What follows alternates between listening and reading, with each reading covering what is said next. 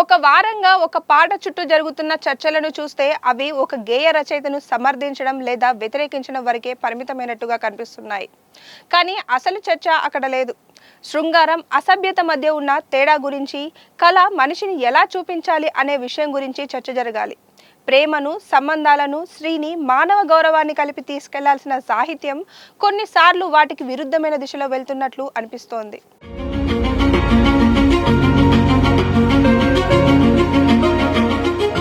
ఇలాంటి సందర్భాల్లో మన పురాణాల్లో లేవా ఇవన్నీ? ప్రాచీన సాహిత్యం చదవలేదా? క్షేత్రయ్య, జయదేవుడు, అన్నమయ్యలో శృంగారం లేదా అనే ప్రశ్నలు వినిపిస్తుంటాయి. ఈ ప్రశ్నలను కొట్టిపారేయాల్సిన అవసరం లేదు. అలాగే వాటిని అంతిమ సమాధానాలుగా తీసుకోవలసిన అవసరము లేదు.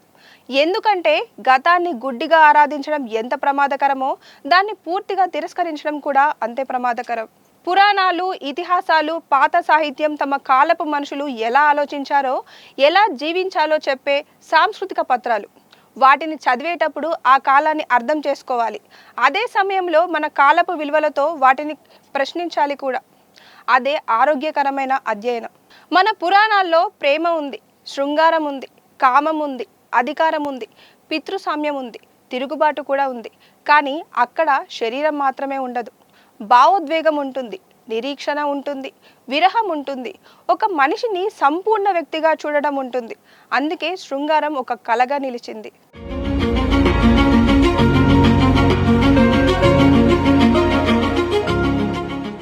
ప్రేమలో మనిషి కేంద్రం, శృంగారంలో అనుభూతి కేంద్రం, కానీ రోతలో వినియోగం కేంద్రం.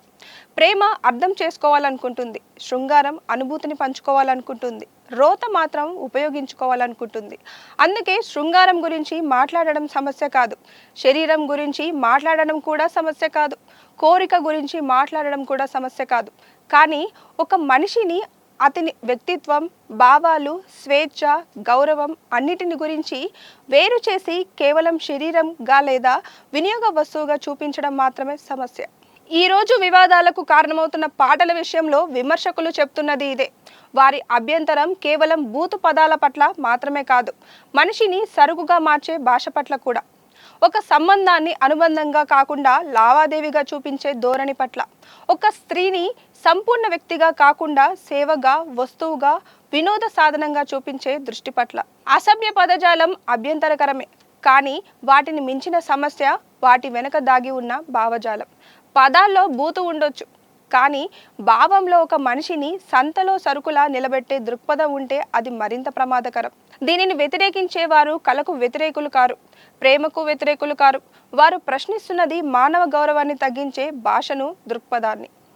పురాణాల గురించి మాట్లాడేవారు ఇప్పుడు మహిళల్లో వస్తున్న చైతన్యాన్ని కూడా గుర్తుంచుకోవాలి. అలాగే పురుషులు మహిళలను ఇప్పటికీ ఎంతవరకు అర్థం చేసుకుంటున్నారు అనే ప్రశ్నను కూడా ఎదుర్కోవాలి. ఇప్పటి సమాజం పురాణాల కాలం కంటే మెరుగైందని భావిస్తే అక్కడి ప్రతి ప్రవర్తనను ఆదర్శంగా చూపించాల్సిన అవసరం ఏముంది? ఒక వ్యక్తి ఎలా దుస్తులు ధరించాలి అనేది అతని లేదా ఆమె స్వేచ్ఛ.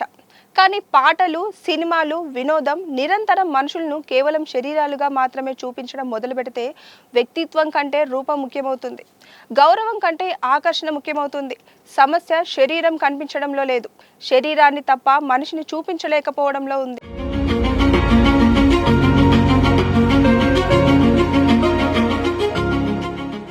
ఒక్క పాటతో ఎవరు మారిపోరు, ఒక్క సినిమాతో సమాజం కూలిపోదు, కానీ సంస్కృతి ఒక్క రోజులో ఏర్పడదు. మనం ప్రతిరోజు వినే పాటలు, చూసే దృశ్యాలు, మాట్లాడే భాష కలిసి ఒక సామాజిక వాతావరణాన్ని నిర్మిస్తాయి. ఒకప్పుడు అసౌకర్యంగా అనిపించిన విషయం పదే పదే వినిపిస్తే సహజంగా అనిపించడం మొదలవుతుంది.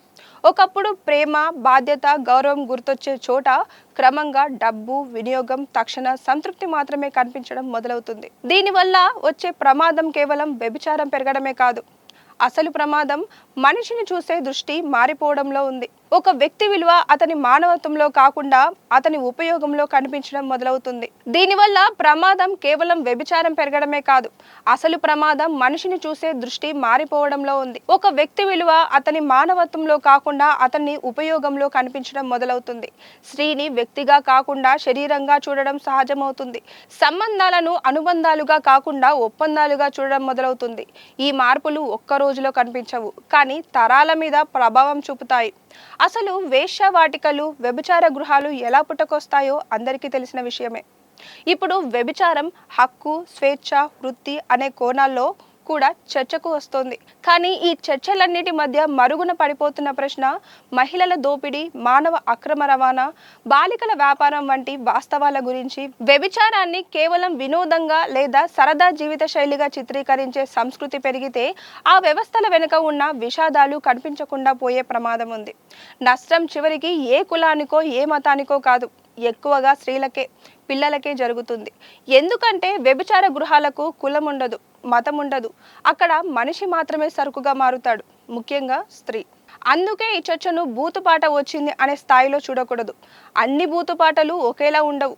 శృంగారం ఒకటి, అసభ్యత ఒకటి, రోత మరొకటి. శృంగారం మనిషిని సంపూర్ణంగా చూస్తుంది, రోత మనిషిని వస్తువుగా కుదిస్తుంది. శృంగారం అనుభూతిని విస్తరిస్తుంది, రోత మనిషి విలువను తగ్గిస్తుంది. ప్రతివారం సంతేరో అనే ప్రమాదకరమైన ఆలోచన. ఇప్పటికీ వివాదానికి కారణమైన పాటను చూస్తే అది కేవలం శృంగారాన్ని వ్యక్తపరచడం కాదు, వ్యభిచారాన్ని ఒక సాధారణ వినోదంగా, వారాంతపు అలవాటుగా చూపించే ప్రయత్నంలా కనిపిస్తుంది. ముఖ్యంగా ఇది కూడా అంతేరో, ప్రతివారం సంతేరో అనే పాదం చాలా ఆలోచింపజేస్తుంది. సంత అంటే వస్తువుల కొనుగోలు, అమ్మకాలు జరిగే ప్రదేశం. కానీ ఇక్కడ మనుషుల మధ్య ఉండాల్సిన ప్రేమ, అనుబంధం, ఆత్మీయతలను కూడా సంత తర్కానికి కుదించేశారు. వారానికి 1000 అనే పాదాలు ఆ భావాన్ని ఇంకా స్పష్టంగా చెబుతాయి. ఒక మనిషి శరీరానికి ధరకట్టి సంబంధాన్ని లావాదేవీగా మార్చి దానికి సరదాగా లేదా సహజంగా చూపించడం కేవలం అసభ్యత సమస్య కాదు, అది మనిషిని వస్తువుగా చూసే దృష్టికి ప్రతీక. ప్రేమ ఉన్న చోట వ్యక్తి ఉంటాడు, శృంగారం ఉన్న చోట అనుభూతి ఉంటుంది, కానీ సంత ఉన్న చోట ధర మాత్రమే ఉంటుంది. ఇక్కడ ఇంకో విషయం గుర్తుంచుకోవాలి. పాట అనేది గేయ రచయిత ఒకటి సృష్టి కాదు. దానికి దర్శకుడు ఉంటాడు, నిర్మాత ఉంటాడు, సంగీత దర్శకుడు ఉంటాడు, నటీనటులు ఉంటారు. ఒక భావం తెరపైకి రావడానికి వీరందరి అంగీకారం, భాగస్వామ్యం ఉంటుంది. కాబట్టి ఒక పాటలోని భావజాలం చర్చించేటప్పుడు మొత్తం బాధ్యతను ఒక గేయ రచయిత మీదే వేయడం సరైంది కాదు. అదే సమయంలో బాధ్యత నుంచి మిగతా వారిని పూర్తిగా మినహాయించడం కూడా సరైంది కాదు. ఎందుకంటే పదాన్ని రాసిన వాడు ఒకటైతే దాన్ని కోట్ల మంది ముందుకు తీసుకెళ్లే వారు చాలా మంది ఉంటారు. అయితే ఇక్కడ మరో ప్రశ్న కూడా వస్తుంది. దర్శకుడు అడిగాడు, నిర్మాత కోరాడు, మార్కెట్కు ఇది కావాలి అనే కారణాలు చెప్పవచ్చు. కానీ కోట్లు ఇచ్చిన లక్షలాది మంది వినే సాహిత్యాన్ని సమాజ అభివృద్ధి కోసం ఉపయోగించాల్సిన బాధ్యత రచయితకు ఉండదా? మాటలను అందంగా అల్లగలిగిన ప్రతిభ ఉన్నవారు మనిషిని మరింత గౌరవంగా చూసే అవకాశాన్ని వదిలేసి అతడిని లేదా ఆమెను కేవలం వినియోగ వస్తువుగా చూపించే భాషను ఎంచుకుంటే ఆ ప్రశ్న సహజంగానే వస్తుంది. సాహిత్యం కోసం వినోద సాధనం కాదు, అది ఆలోచనలు నిర్మించే శక్తి. అందుకే ఒక రచన విజయాన్ని కేవలం ఎంత వైరల్ చేసింది, ఎంత వసూలు సాధించింది అనే ప్రమాణాలతో మాత్రమే కొలవగలం. అది సమాజానికి ఏ విలువను జోడించింది, మనుషులను ఎలా చూడమని నేర్పించింది అన్నది కూడా అంతే ముఖ్యమైన ప్రశ్న. అందుకే ఈ పాటపై అభ్యంతరం కొన్ని పదాల పట్ల మాత్రమే కాదు, మొత్తం భావం పట్ల. మనుషులను సంతలో సరుకుల్లా ఊహించి ఆ దృక్పథాన్ని వినోదంగా చూపించే ధోరణి పట్ల. అసలు ప్రశ్న పాటలో ఎన్ని డబల్ మీనింగ్ పదాలు ఉన్నాయన్నది కాదు, మన కళ, మన భాష, మన వినోదం మనిషిని మరింత గౌరవంగా చూస్తున్నాయా లేక మరింత చౌకగా చూస్తున్నాయా అన్నదే. ఎందుకంటే వారానికో 1000 దాచుకొని వెళ్ళే సంతలా మనుషుల్ని మార్చకూడదు కదా. కాస్తలో కాస్త అయినా ప్రేమను, విరహాన్ని, శృంగారాన్ని మనిషి భావోద్వేగాలుగానే ఉంచగలగాలి. సంసారాలను సంతలుగా పేరు పెట్టి పిలుచుకునే స్థాయికి మనం ఇంకా దిగజారకూడదు.